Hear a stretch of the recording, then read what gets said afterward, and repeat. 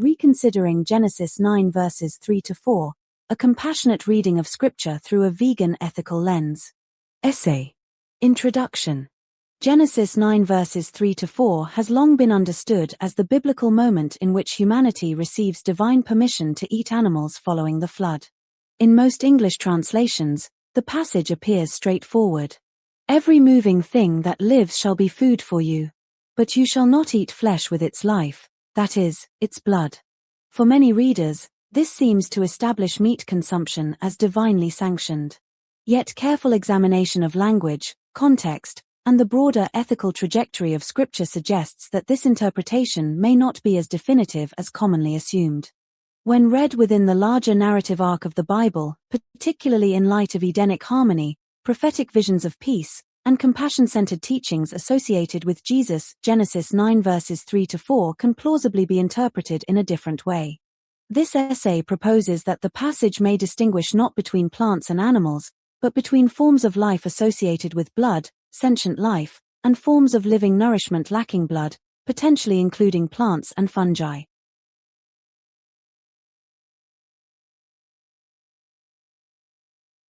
Rather than inaugurating unrestricted animal consumption, the text may represent a carefully limited concession framed by a deeper moral boundary.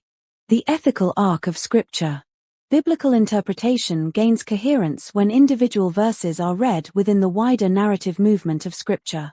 In Genesis 1 verse 29, humanity's original diet is explicitly plant-based. I give you every seed-bearing plant, they shall be yours for food. The Eden narrative portrays a world without predation or violence between creatures.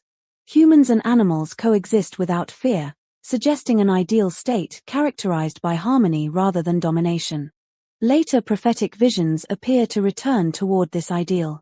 Isaiah imagines a restored creation in which predators and prey live peacefully together, symbolizing the end of violence within God's renewed world.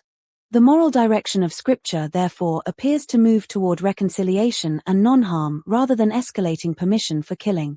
Within the Gospels, Jesus consistently prioritizes mercy over ritual sacrifice and compassion over legalism.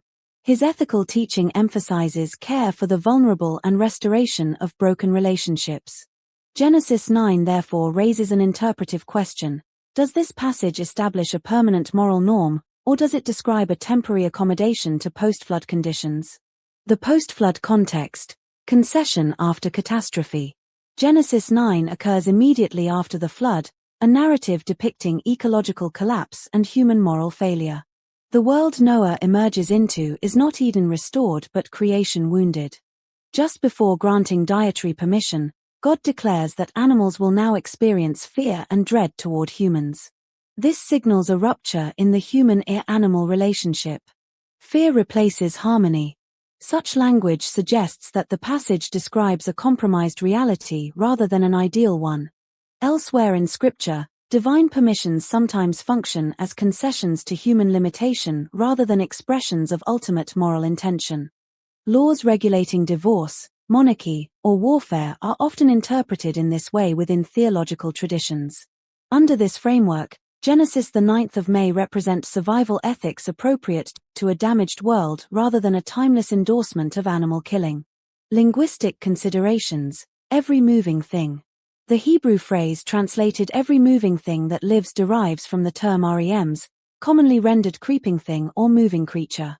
Ancient Hebrew categories of life were observational rather than biological in the modern scientific sense. Classification depended on visible behavior, emergence, spreading, crawling, or appearing upon the earth rather than genetic taxonomy. Consequently, REMs does not necessarily correspond precisely to the modern category animals. It refers broadly to living things that move or emerge across the ground. Ancient audiences encountering such language may have understood it more expansively than contemporary readers shaped by modern biology. Additionally, the English word meat historically meant simply food or nourishment, not exclusively animal flesh. Translation choices therefore may narrow meanings that were originally more open-ended. Verse 4 as clarification, blood as the moral boundary. The most important interpretive feature of the passage is the immediate restriction that follows. But you shall not eat flesh with its life, that is, its blood. Here, blood is explicitly equated with life, nephesh. Throughout the Hebrew Bible, blood symbolizes living soul force, the animating life shared by humans and animals. The structure of the text is revealing. 1. A broad permission is granted. 2. A defining limitation immediately follows. 3. The limitation centers on blood as the carrier of life. This suggests that the decisive ethical distinction is not merely between edible and inedible matter but between blood-bearing life and non-blood life. Plants are alive yet never described as possessing blood life.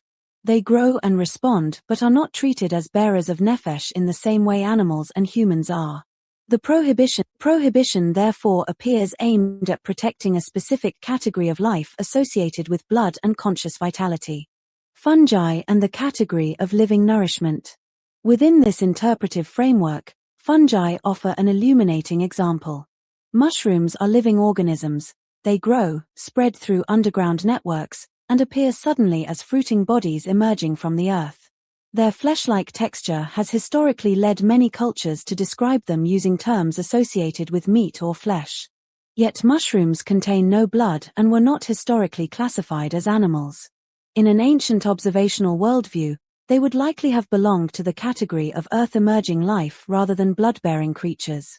If Genesis 9 distinguishes permissible food by the absence of blood rather than by modern biological categories, fungi alongside plants naturally fall within the permitted domain.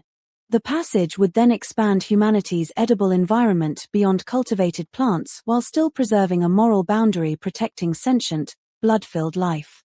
Harmony with the broader biblical narrative. This reading aligns with a coherent theological progression. Genesis 1 presents plant-based nourishment in Eden. Genesis 9 introduces expanded food sources within moral limitation. Prophetic literature and visions restored peace among creatures.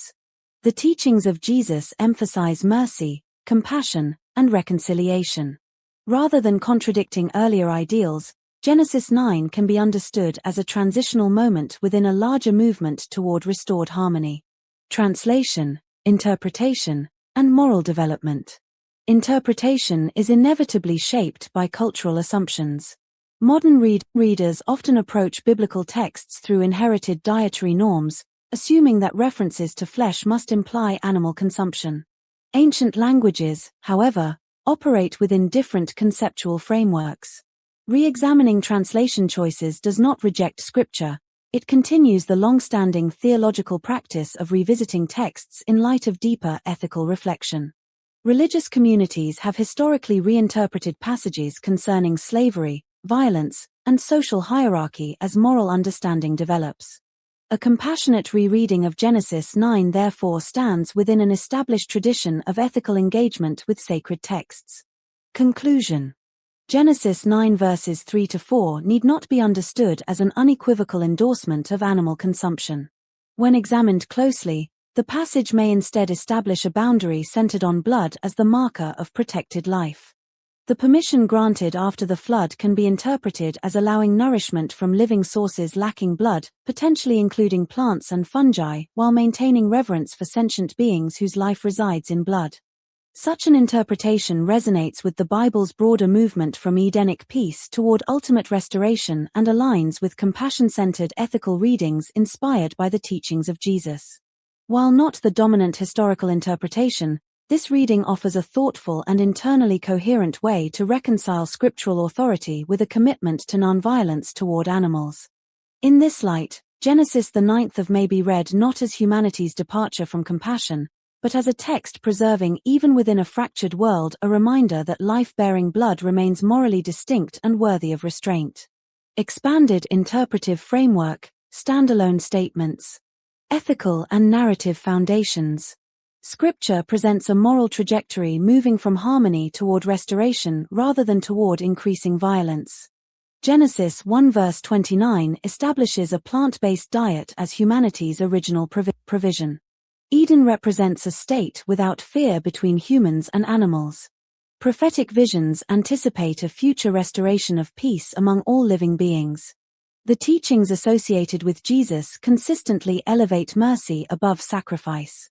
Biblical ethics frequently move toward compassion and reconciliation. Individual verses gain meaning when interpreted within the broader narrative arc of Scripture. Post-flood context. Genesis 9 takes place after ecological devastation and moral collapse.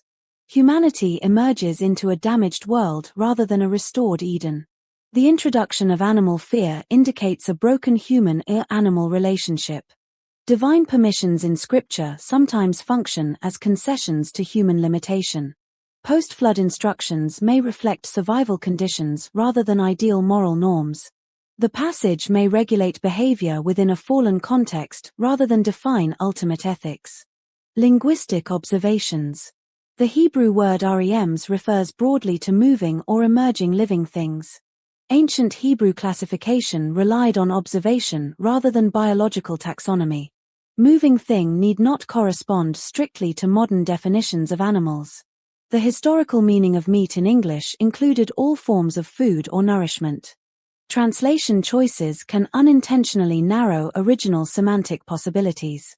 Biblical language often reflects experimental categories rather than scientific ones. Blood as the defining boundary. Genesis 9 verse 4 immediately limits the permission given in verse 3. Blood is explicitly equated with life, nephesh, in biblical thought.